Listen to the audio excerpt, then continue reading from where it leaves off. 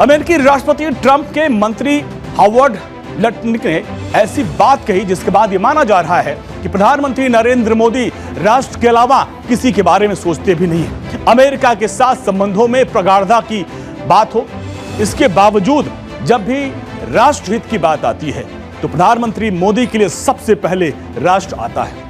India और America के ताल्लुकात की ये लेवल आ गया है कि वो कह रहे हैं मोदी साहब फोन करेगा तो बात सुनी जाएगी, यानी कि मोदी साहब को घुटनों पे ले आए हैं। आज फॉरेन ऑफिस ने ये कहा है कि हमने तो 8 दफा फोन किया है, हमारी तो 8 दफा बात हुई है, अभी भी डील नहीं हो रही आपके।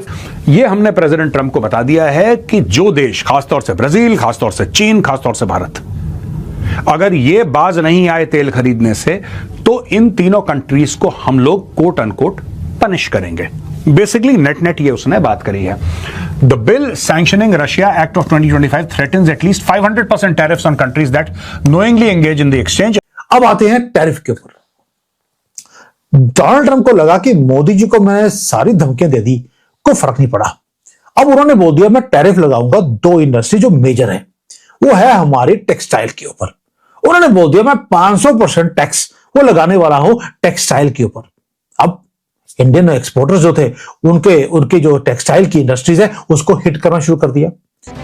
और देश हित की बात करते हैं। प्रधानमंत्री नरेंद्र मोदी एक चट्टान की तरह राष्ट्र के लिए खड़े रहते हैं और ये उनका नेशन फर्स्ट का ही संकल्प है कि आज दुनिया का कोई भी नेता भारत को अपनी शर्तों पर झुकने के लिए मजबूर नहीं कर सकता।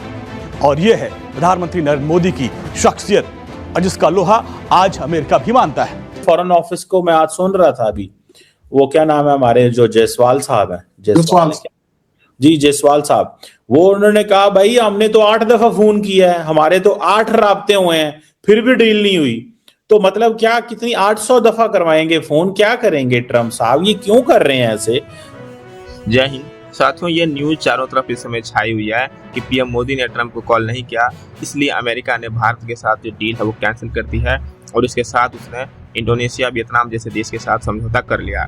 साथियों, अभी दुनिया में ये चर्चा भी चल रहा है कि पीएम मोदी फोन करने में क्यों हिचकिचा रहे थे और ट्रंप ने सिर्फ एक फोन कॉल की वजह से जो डील है भारत के साथ ना करके दूसरे देश के साथ कर लिया है। साथियों, ये बात है ईगो की।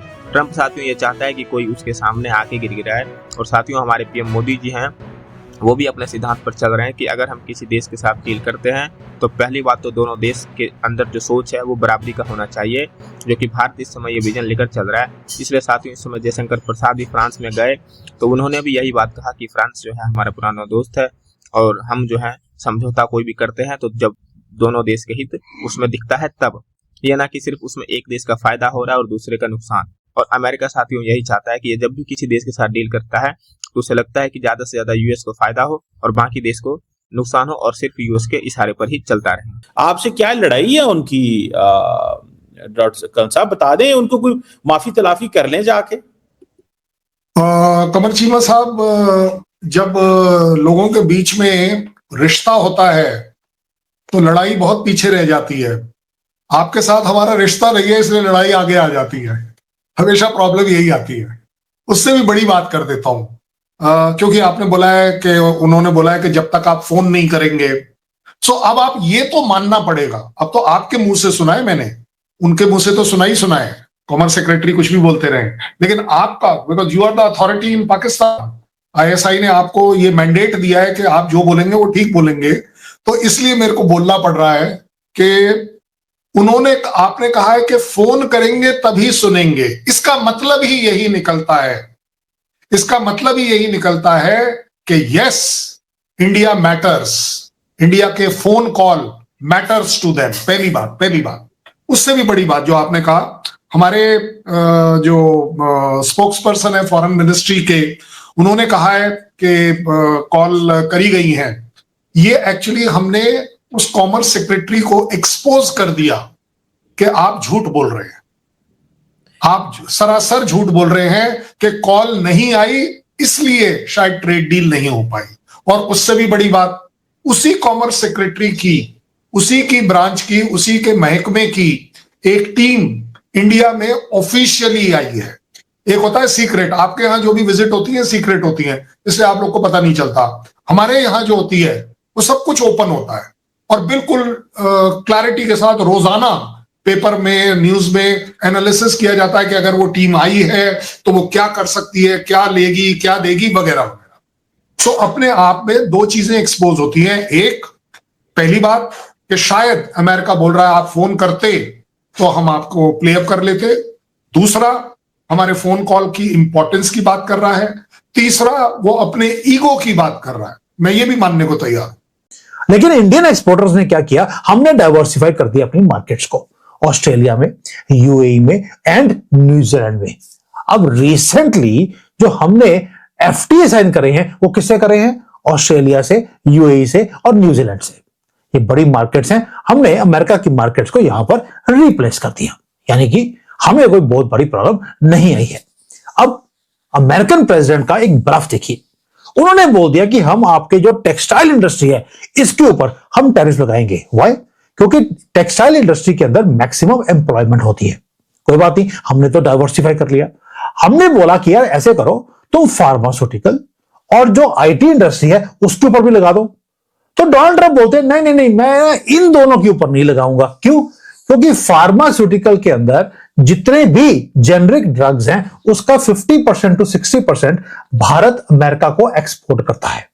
अगर इसको ऊपर टैरिफ लगा दिया तो आप ये समझ लीजिए कि अमेरिकन हॉस्पिटल्स उसके बाद मेडिसिन दे नहीं पाएंगे और इनका जो मेडिकेयर है जो पहले ही टूटा फूटा है वो पूरा कोलैप्स कर जाएगा। तो ड्रग की प्राइसेस को इंक्रीज ना होने के चक्कर में, वहां पर अपने वोटर्स को खुश रखने के चक्कर में उसके ऊपर टैक्स इंक्रीज नहीं किया।